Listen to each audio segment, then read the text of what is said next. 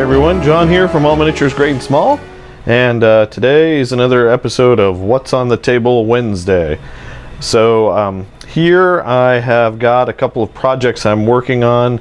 I'm trying to wrap up my Aeronautica Imperialis stuff so that we can get a battle report filmed. The latest box set, if you remember, had Imperial Navy and Tau. Jake is currently working on the Tau, and I did the Imperial Navy part. I also was finishing one of the Thunderbolts from the previous box set, and this is a 3D printed something. What is that called? Fire Raptor. There we go, Fire Raptor. But these are the ones that come in that box set. A couple of Valkyries, or 3 Lightnings. I like these. I painted them in a scheme, these guys, to match my other Aeronautica Imperialis models, and these guys I actually just went with kind of a similar color scheme to my 40K full-sized Valkyrie that I have. So it's kind of a Space Wolfy gray to it. So they're a little bit different. But overall, I like these models. I think they're a great size. They're not too small, they're not too big, they're pretty easy to work with, and they have plenty of detail. I didn't paint these to win any awards or anything like that. I was just trying to get them knocked out and on the table. So some of this is contrast. I think most of this is contrast, to be honest. And some decals, some shark teeth on that guy.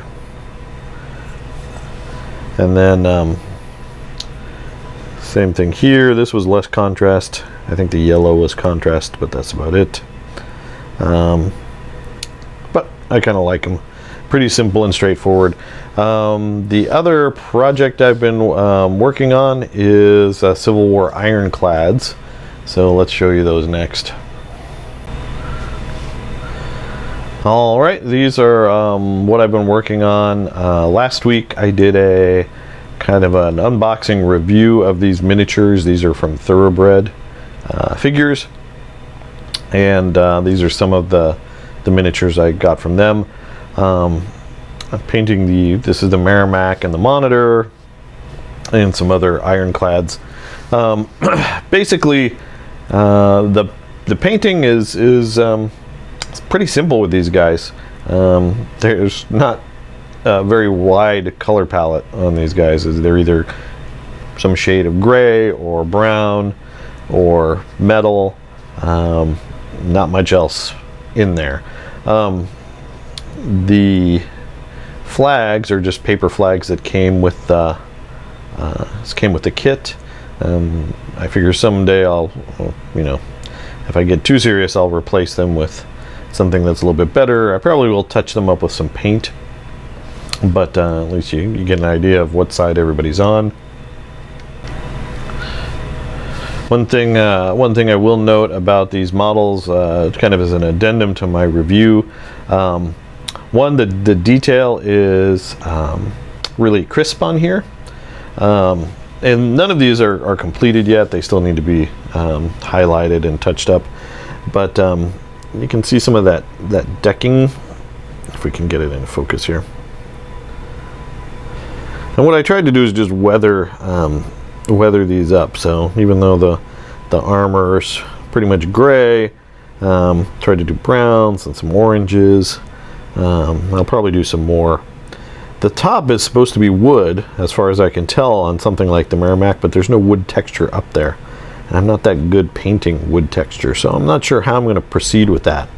And I need to finish these cabins. Basically, the whole top of this I need to work on and finish. But it's coming along pretty well. I'm looking forward to getting them out on the table.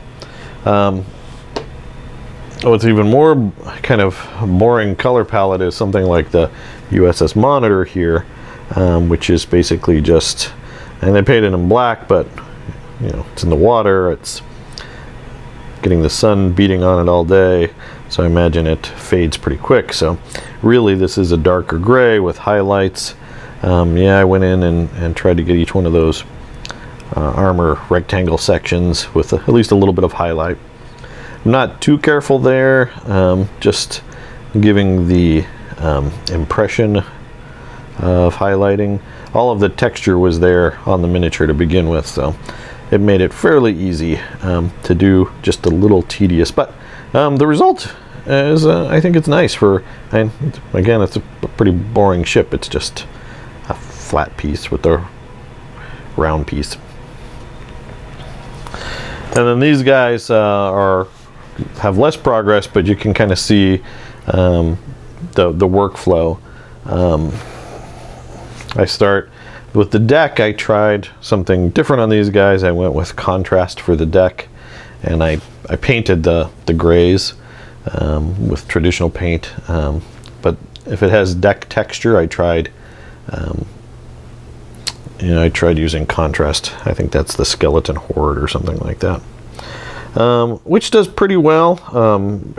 I'll probably do another coat of the Skeleton Horde. I tend to make it pretty thin and do as many coats as I need to get up, and then dry brush it an off-white for that kind of sun-bleached look. But you can see these models look really nice. So there you go. I've got a couple more of these coming. So I can do, I can do the Battle of Hampton Roads with these two guys already, and see how that goes. But there you go, guys. That is a look at what's on the table this week.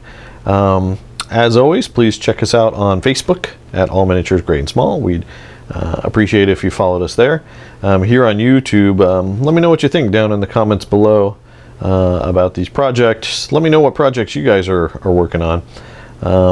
In the future, like I said, I've got some more of these coming. I've got some more World War II stuff to paint up, and then on the horizon there's two big things I'm excited about, which are the American Team Yankee new starter box that has the Apache and the Bradley and the M1A1, and also the new Warhammer 40K starter box. I guess it's not a starter box, but army box with more Marines and Necrons. Don't really care about the Necrons that much, but adding some new Ultramarines to my army will be cool. But I digress. Again, as always, thanks for watching. Give us a like and subscribe here on YouTube if you don't mind. We always appreciate it. It really helps the channel. And as always, thanks for watching, and keep on wargaming.